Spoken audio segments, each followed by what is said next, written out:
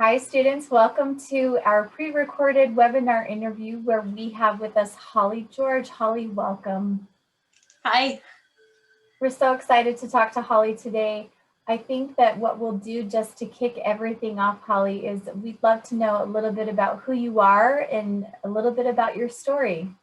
All right. I grew up in southern Idaho, in Burley, Idaho, and that was good. It was fun. And then I went to Ricks College when it was Ricks, and then to Idaho State and Utah State for my master's degree.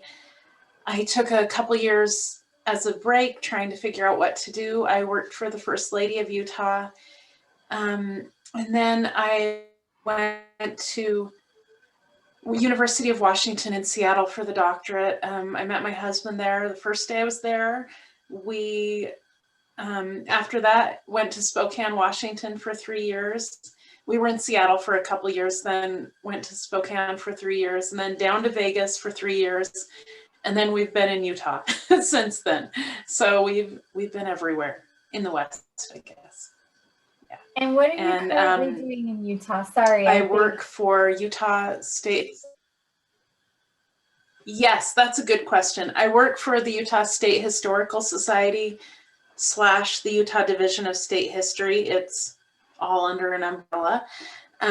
We're part of state government, and I edit together with Jedediah Rogers, Utah Historical Quarterly, and I've been at this job since 2013. So. Did you ever that's a think nutshell. that that's what your degree would lead you to? I think there's a lag, and so I'm really sorry if it sounds like so I apologize for that. No, it's all good. No, I don't know. I had some pretty silly ideas, and I guess I shouldn't say it that way, but I remember my mother saying, "Holly, have you thought about a teaching certificate?" And this was at some point in the undergrad. And I said, "No, I'm a scholar." Which now I just shake my head and say, "Oh, Holly."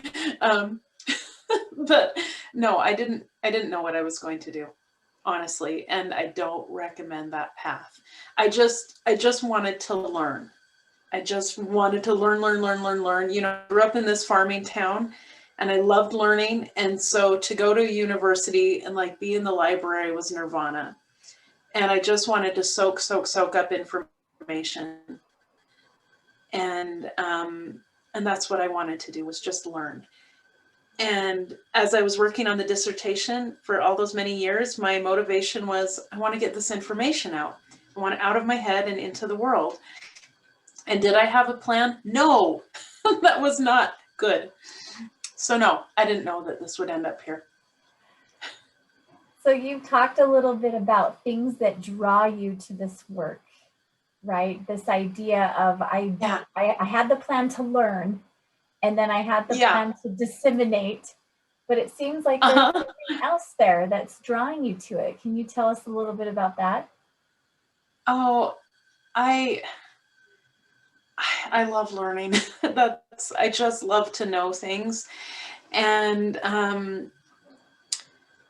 history is it's good for your brain, and it's good for you to help understand the world. And a big part of that, the last few years, the last several years, with disinformation and mixed messages online, the critical thinking skills you get in history are honestly what a huge preparation to understand the world around you.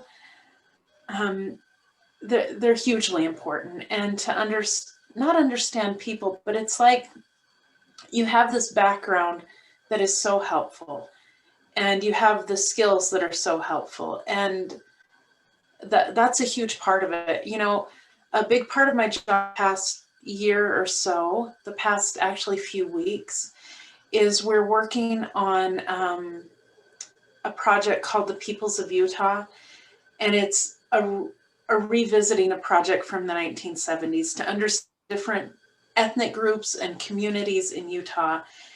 And that's a big part of my drive, is to help everyone who lives in this gorgeous state to feel like they belong. So that's part of what draws me to history too, is I love people, and I want people to feel like they belong in the world and that they matter, and that people are treated justly. And so it's not advocacy. I don't, I'm not, that's not the thing, but it's just want people to understand their past. One thing, when I lived in Spokane, Washington, and I wrote my book about Spokane, it has a really interesting background, and it's just like a normal city now. But in the days, it was wild. All these lumberjacks would roll into town and visit the showgirls, and that's what I was writing about. And I would walk to my job and pass buildings, and I would think, do you guys know what happened there? That was, it's a stationery shop now, but there were some crazy times. And so that's something that draws me to history, is I think if people know what has happened around them and the people around them, they feel like they have more of a stake in that community and make it a better place. I love that. And it's such an important narrative.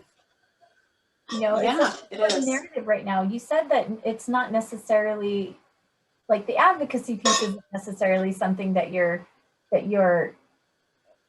moving toward necessarily, but that's what the narrative is right now. This huge sense of belonging and this huge sense of, where did I come from in order to be where I am today? So you are almost forming a lot of where I think advocacy groups are pulling, right? So I do see what you're doing being hugely instrumental in some of the efforts of these groups that are looking to that space. Thank you.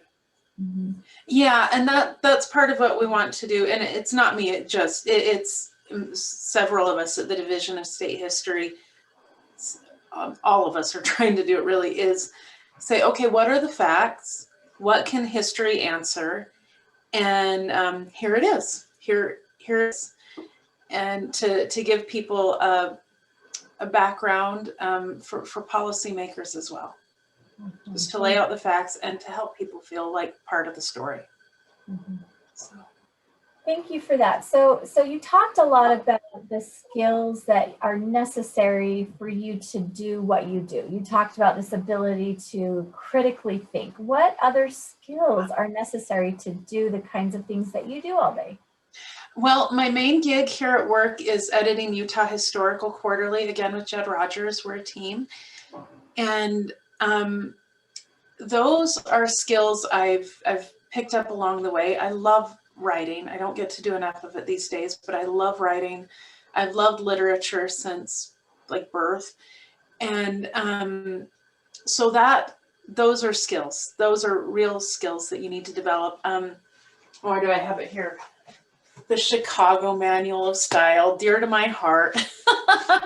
Not really. I haven't read the whole thing, but I've spent a lot of time with Chicago. And so I have to know footnote formats. This is the part of a job that you're like, there's technical stuff in everything, right? It's Chicago with this. So those are honestly skills that I picked up as an undergrad, especially in graduate school. Editing is a skill that I've picked up along the way, and that's a huge part of my job. It is my job. What am I saying? I'm an editor. And so those are skills. Let's see, there are so many times, and this is part of the questions you've asked me, where I'm like, I actually didn't learn this in graduate school. I don't know how to do this. So there are things that we have to learn, like how to navigate state government with, like, state purchasing, creating or dealing with contracts or copyrights. That, thank goodness we have council and we have state purchasing, but I've had to learn that kind of stuff. So, and this is a question you had asked me about in the information you sent me ahead of time. Is it experiential or is it schoolwork? And it's both. it's both. The depth that you get in graduate school as an undergraduate, I don't know if you can get that anywhere else. Your professors are giving you a gift right now, and you work and absorb as much as you can. That's some advice from me. And at the same time, you're going to get on a job and be like, oh man, how do I do this? How do I do this? So it's a mix. But yeah, the writing, research, editing, those are, don't underestimate those skills. And, you know, people might say, what are you going to do with a history major? And you have skills, and don't underestimate them. Play them up. Play them up. And somebody, I think a student I was talking to at the U, a doctoral student, described a friend of his or somebody who took the experience of writing a dissertation and went into a company and said, look at the project I organized over years. Look what I had to do. I can manage projects. I can manage timelines. So think of those as skills, and don't undercut yourself because you have a humanities major, because frankly, the world needs humanities majors. Power to the people there. Yeah. Thank you so much. I'm so glad that you talk about this value, the idea of competencies, right? Because sometimes people will say, well, what are you going to do with a history degree? And it's like, well, what am I going to do with what I'm learning as a history student, right? Like that's the big question. Mm-hmm. Mm-hmm. So speaking that's a really good way to put it. Yeah, yeah. So speaking of experiential learning, I'm curious. You know that we're involved in the work of helping students do internships and mentored research, maybe. Yeah. Can you talk maybe about the value of that as you've kind of gotten to the position that you are in right now? Mm-hmm. I think it's very important. And I'll give a little caution at the end too. I think it's really important for a few reasons. You need the experiential learning. You need it. It looks good on a resume. Honestly, when somebody's sending in a job application, if you're on a hiring committee, they're going to look for those things and say, oh, okay, they had this place, that, you know, this experience at this museum or at this center. It matters. I had a professor when I was finishing the doctorate. She said, and I said, I want to have a family. She said, okay, make sure your name is associated with some kind of those years. So you keep the like, okay, I've still got my foot in the game. So that's something farther along if you get into grad school and stuff and, you know, find your life developing in different ways. But internships get your foot in the door. They get people to know you. And that sounds so, I don't want to say crass or worldly or something, but it's true that people need to get to know your name. And I know a lot of times at the Division of State History over the years, we have, somebody has volunteered or they've offered themselves as an intern and they get like a really tiny stipend from us, whatever little bit we can afford, right? Or some credit. But then we're all in their corner, right? I'm happy to give a reference to somebody who's been an intern for me. I consider them like my students. That's what I get. They're my interns, they're my students. So we're very happy, or I should speak for myself, I'm very happy to give recommendations. Also, you've got that on the resume so people can call up. And then again, you learn. You just, like I said earlier, it's a mix. The depth you get from academic study and the rough and tumble, not rough and tumble, but just okay, we got to do social, you got to do this. And one thing we do with our interns is, and different in the last year, of course, we invite them to meetings, which are meetings. But if they go there, they're like, oh, okay, so this is what public history looks like on a day-to-day basis.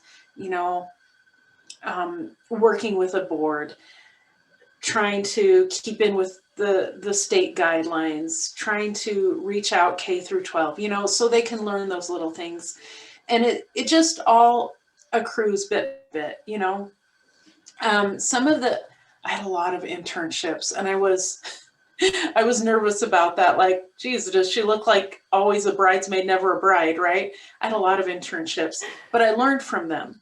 One of them I did, it was a museum in Washington, and I did I did a bunch of research on lumberjacks and the world of timber and logging and stuff.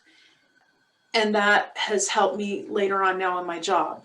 So you never know what little bits of information are also going to help you, where that'll come out later. That's amazing. Lumberjacks. Who knew? Who knew? Well, you know what? This job, my goodness, it is so hard. I feel like I have to have every scrap of information I got in grad school, and then some, and then I don't have it, and I need books. So, you know, things aren't wasted. That's another thing one of my really beloved professors said is nothing's going to go to waste. Don't worry about that. I love that. I love that. Yeah, and even really opportunities helpful that you're not really excited about. You know, some of our students are taking courses in business, for example, because they think, well, why not? You know, and it's like, well, of course, yes, it's not going to be a wasted course for you, right? No, even thinking that not minute, right? I wish I had business experience, honestly, because we have to figure out things about marketing the quarterly, about social media. For, I guess, a couple of my jobs during the doctoral years, I did website stuff just for the job. And this was in Dreamweaver days, but I have, yeah, this was a while ago, but I've needed that information, or at least that familiarity. So it's not going to waste. That's so great. Yeah. So you talked a lot about how your job is hard. What does a day in a life look like for you at your job? I think I'd say it's more seasonal. Our main, we do a lot of work. So the main gig is editing and putting out Utah Historical Quarterly. So we have to, we receive manuscripts from the public, from scholars, from students, and we read through those, think about them, send them out for peer review. And then as we accept things, we schedule 8 months in advance. And well, we start working 8 months in advance. We schedule a year and a half in advance, and for the quarterly. And so Jed and I alter who edits which issue, and we're very fortunate that we get to do that. So right now I am editing the fall 2021 issue, and it's great. And I'm working on that. Then we have a conference, an annual conference. And so we're putting out calls for papers. Right now we're receiving books to read for the book awards. So that it's seasonal. It's like crops or something, but books, which is great. And then we have all these public history initiatives like Peoples of Utah, that are a slow burn or a quick burn. We did for the Utah just celebrated 125 years of statehood, and so the department over us in state government, which just had a name change to the Department of Community and Cultural Engagement, they put on created a lot of products for the 125 years of statehood. So it's been a lot of work on that lately. So a day in the life is a lot of juggling and trying to figure out that. And honestly, I don't know all the way how to do that. I'm trying to figure out new technology, things like Trello boards to keep it organized. Honestly, going back to the things you're learning in college, I think quite a lot of a girl who's in a class at Rick's, I don't remember her name, who would be like, okay, look, this is how I schedule that out in my planner, because we had planners then. It was the 90s, and she'd write it out in her planner, and she's like, I have to read this many pages a week to be ready for this class. So that's kind of how it is. I have to get this done to be ready for this conference next week. Not kidding. And you know, what do I have to get edited by this point to get all my files into the press by summer? So that's what it is. So you mean the really things that our students are doing to juggle all their courses is going to come in handy when they're yes, working? I do mean that. Yes. Amazing. I'm so glad. Amazing. And juggling your life too. That it's in there too. Yeah. Thank you so much for that. So you and I talked previously about the market for historians. So what advice do you have for students looking either for a traditional historian role or to be historical experts? I'd say disabuse your mind of the thought that I'm going to be a professor. I'm not sure. When I was applying for this job 9 years ago, I applied for a lot of jobs and, you know, did not get a lot of bites. And that's with a doctorate. So I'm going to be very straight up with you and say, be really careful. Be really careful. As far as I know, there are not a lot of traditional historian professor jobs open. And be careful about that. So I'm speaking to the students, you are smart, you are capable. That doesn't mean that you're going to get to be a professor. And I hate to be so blunt. That's from my experience and from what I've heard. Maybe the market has changed in the past 10 years from when I was looking. But I think you need to be wise. And don't be like 18-year-old, 19-year-old Holly and be like, I'm a scholar. Mom, I don't need a teaching certificate. Don't be so proud. Sorry to be blunt. But the other thing I'd really caution students against is thinking that doing adjunct work is going to be a good career path. And again, I hate to be so blunt about it. It was, I did adjunct for several years, and it's good because you get teaching experience.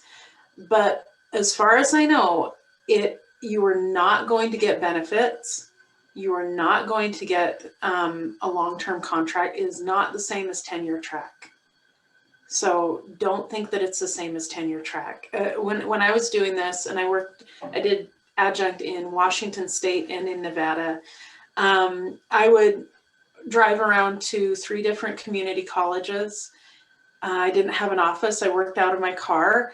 My husband was doing FedEx. We didn't have children at that point, so it was okay. But once I was expecting, it's like, what am I supposed to do? You know, I'm expecting a baby. I couldn't do that. And, you know, and I didn't get health insurance. So, and again, perhaps that's different in the intervening 10 years since I've been at this job. But I think you have to be really careful. If you're going to do adjunct, and again, there is a place for it, for sure. Think of it as like, if you're going to be a fitness instructor at a gym, it's a gig. It's a gig. So just, again, to be straight up about it. I think that's so important for our graduates to know it. And when there is a market for it, it's really competitive. And so thinking about, well, what are the other things? Like your background is that you had some editing, and you had opportunities with your internships to kind of discover things that weren't a traditional history route. Your advice to maybe to look into business classes or to look into editing classes or English or literature or, you know, those other things that will make you compatible for a lot of different fields. We're not saying don't go and be a history professor. We're saying understand the market. Yes, that is such a good way to, thank you for phrasing it that way. Yeah, understand the market, see what other skills you can develop and develop them. Don't be too proud, but also the research, again, it's important. And I wish there were a way to, make jobs for everyone, really honestly, and use those magnificent brains I know the students have. But I think we all just have to tweak and figure it out along the way. And honestly, I didn't get a job with insurance and stuff until I was about 35. So it is hard. It is hard. There were a lot of internships and a lot of part-time jobs. So but that's okay, you know. You don't measure success and worth in stuff and in money. Measure it in your happiness as an individual and what you contribute to the world. So absolutely. And bringing those strengths to the table too of lifelong learning and what that can get for you to be insatiably curious about everything and to want all the books. That's okay. That's a good dream. That's okay. That's okay. Yeah. And to not seek for your worth in a title or something. Yeah. Right. Yeah. Well, Holly, as we wrap up, is there anything that you would suggest for our students to prepare for post-graduation opportunities that we haven't had a chance to talk about? Again, internships, have a plan, look around, try to have a plan. I know it can be really hard emotionally and everything to take that on, but try to look around at the world around you with a clear head. And again, I wish I had done that. Internships, get to know people. I'm happy to talk to students. I'm happy to talk to them. Boy, this sounds so old school, but work on your resume and take it to the writing center, or the career center, whatever you guys have at the Y, and or to Lindsay, and get that nice and professional. I know that sounds basic, but it's true. And let me think of some more advice. Internships. Keep your eyes on the prize during school, I think, again, and soak up all that knowledge, because it'll show when you talk to people. We had a situation, I want this to sound positive, with a prospective intern, we were like, no, not enough time right now. And then we read this person's answers to our form, our internship interest form. We're like, oh no, this fella is smart. We want to work with him. So that prove your willingness to work. I mean, the old-fashioned stuff, you know, be professional, present yourself professionally, work hard, and get your foot in the door by just pound the pavement and call people. And we're, you know, I know at the division, we are happy to talk to folks and give people a chance. That's awesome. If not a job. Yeah. Because we're a state agency. Well, thank you so much. I think that's going to be really helpful for our students to know and recognize that they have experiences that will help them frame. They do. Yeah, to frame it in a way that employers are looking for. Yes. You know, so that's really good. Yes, they all do. If they've been through a history program, they have skills. They're doing great. Yeah. Well, thank you so much, Holly, for your time today. It's just been so great having this conversation. Yeah, I've really enjoyed it, and good luck to all those BYU students. They'll be wonderful.